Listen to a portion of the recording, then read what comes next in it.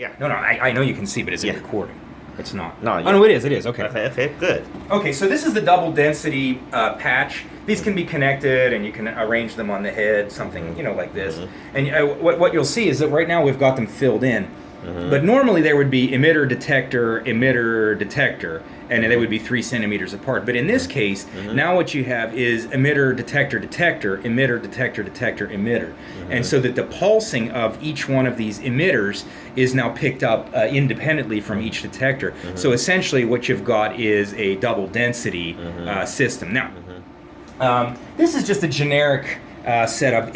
Of course, these plastic things can be arranged in any configuration, and this can be made in any size and shape. But this is basically the basic principle of how you would do this. So, now in the system, this is the when the system opens up. So this is not like a Hitachi system. It's very rigid. That is very rigid. The Shimadzu system is very open and is really designed for research objectives. So in this case, I'm just going to guide you through a quick little generic way to set up a high density setup. So let's just pick whatever, not all that stuff is just subject information. So now let's see if we already have one built. Let's see, it might be under original. And I'm just going to go, double density 1. So what you'll see here is this. You see it's emitter, detector, emitter, detector. And so in this case, your channel layout ends up looking like this over here. So this is the optode layout, and this is the resultant channel layout here. So what you'll see is you actually have an increased density of these channels. Okay, so let's say we pick that, right? And this is just like as I said, just a generic one. And this would be, so if we have 1, 2, 3, 4, 5, 1, 2, 3, 4, 5, this is for a slightly bigger setup than what I have pictured here.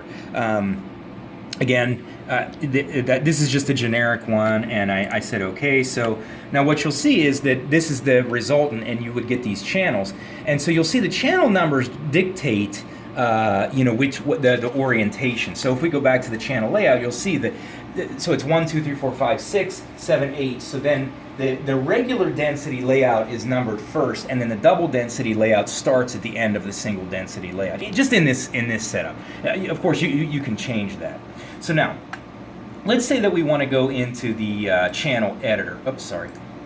Channel editor, and I want to make a double density. This means vertical and horizontal, so that's how are you going to orient the thing on the head, right? You can also set up multi-distance, and that's if you want to do, I believe, short and long distances.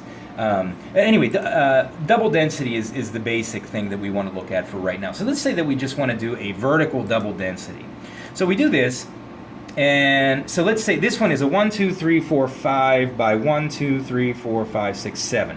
So this is a 5 row by 7, and you'll see that now what I've done, and I can just auto-fill this in. So I can click this button, and it automatically fills that in. Now, did that do that correctly? Yeah, this is okay. Yeah. Okay, so now, if I say display measurement channel, no, that's not double density.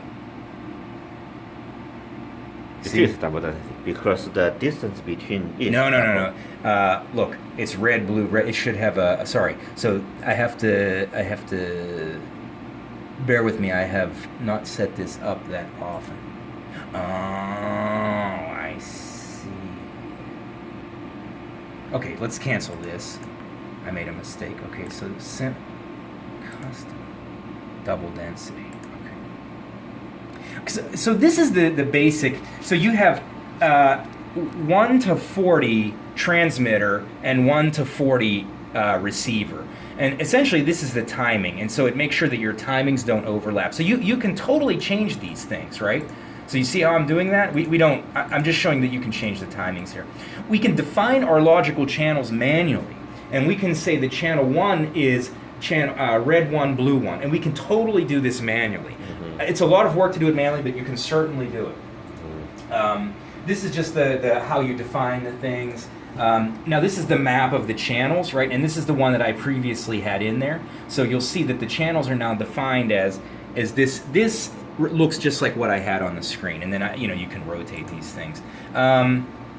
These things here we don't look at very often, and then this is just the equation that you would use.